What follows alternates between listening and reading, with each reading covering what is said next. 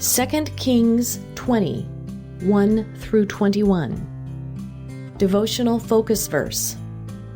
Turn again and tell Hezekiah, the captain of my people, Thus saith the Lord, the God of David thy father, I have heard thy prayer, I have seen thy tears.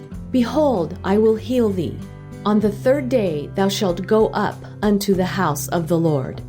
2 Kings 20:5. When we face times of crisis in life, it is wonderful to be able to pray and to know that God has heard our prayers. Some years ago, a young mother in our congregation learned that she had melanoma cancer and it had spread all through her body. She said, I remember the day the doctor looked at me with tears running down his face and said, Young lady, you had better get a lifeline to God and hold on. The medical professionals didn't know what they could do for me, but I wasn't looking to this world for my help. I was looking to Jesus Christ. There were hard times when I looked at my children and thought, I want to raise them. At a very low time, when I was in a lot of pain, I prayed, Lord, I don't have what it takes to receive that blessing from you, but I need it. We were traveling in a car, and as I looked up, there was a sign on the side of the road which said, Limited Access Area. The sign pertained to the highway, but the message immediately went into my soul. In a very definite way, the Lord spoke to my heart. There are no limited access areas where my power is concerned. From that point on, I knew that the Lord was going to heal me. God did heal her. She lived to raise her children, and now this lady is a grandmother. In today's text, when Hezekiah learned that he was going to die, he turned his face to the wall and prayed. God heard him and answered by extending his life and also promising to deliver Judah from the Assyrians. Each of us can have this same knowledge that God hears our prayers and sees our tears. When circumstances seem out of control and overwhelming, He wants us to look to Him.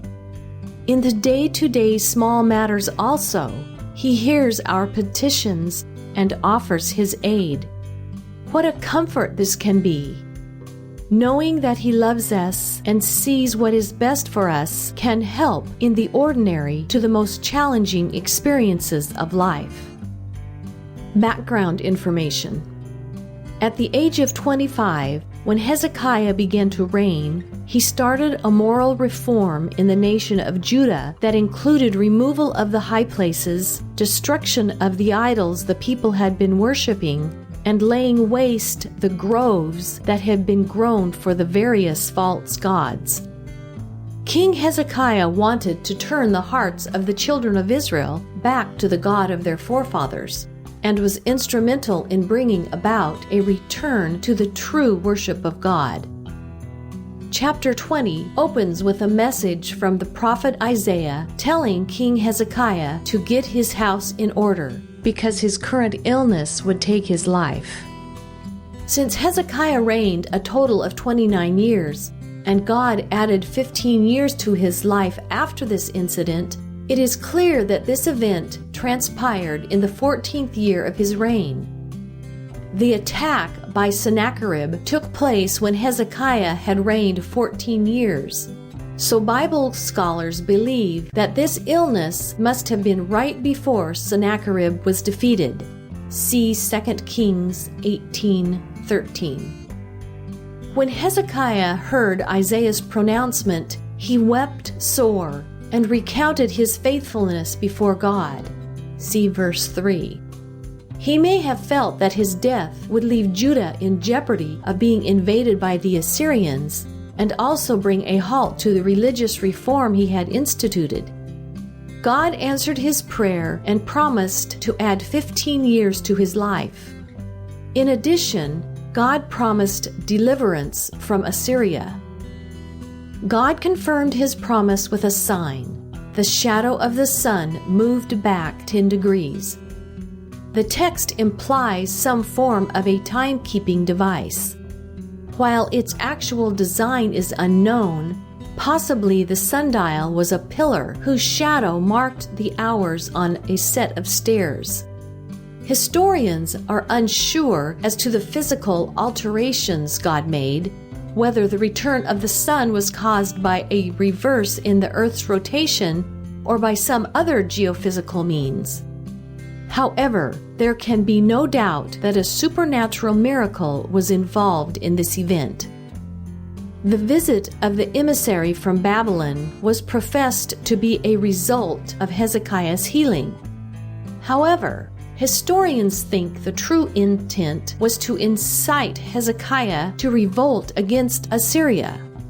Hezekiah warmly greeted these ambassadors, and with little thought to his nation's security, took them on a grand tour of Judah's treasures and armories. Hezekiah's response to the rebuke of Isaiah can be taken in two ways. See verse 19. Perhaps it displayed a self-focused perspective.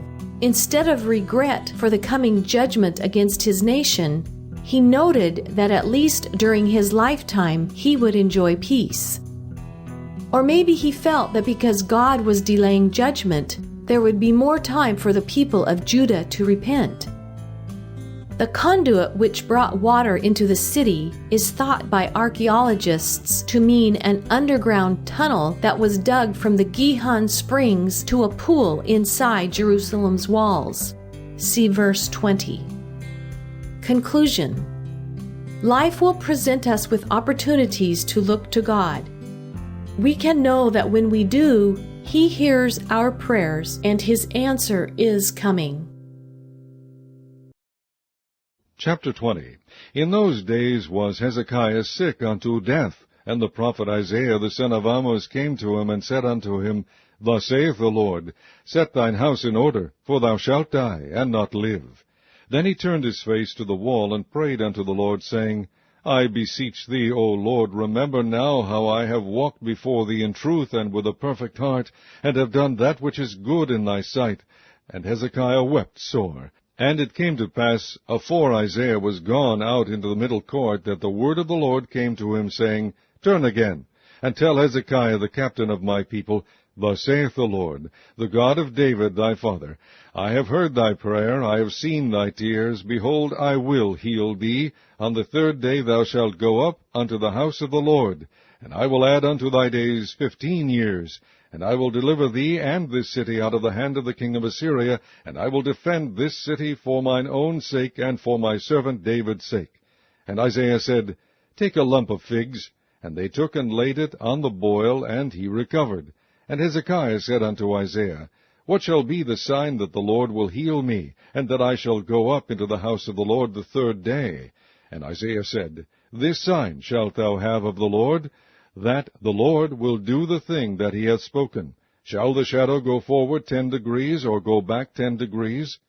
And Hezekiah answered, It is a light thing for the shadow to go down 10 degrees, nay, but let the shadow return backward 10 degrees.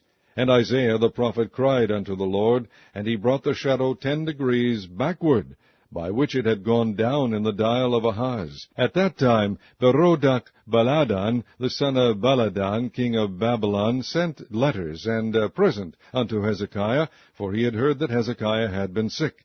And Hezekiah hearkened unto them, and shewed them all the house of his precious things, the silver and the gold, and the spices and the precious ointment, and all the house of his armor, and all that was found in his treasures. There was nothing in his house, nor in all his dominion, that Hezekiah shewed them not. Then came Isaiah the prophet unto King Hezekiah, and said unto him, What said these men, and from whence came they unto thee? And Hezekiah said, They are come from a far country, even from Babylon. And he said, What have they seen in thy house?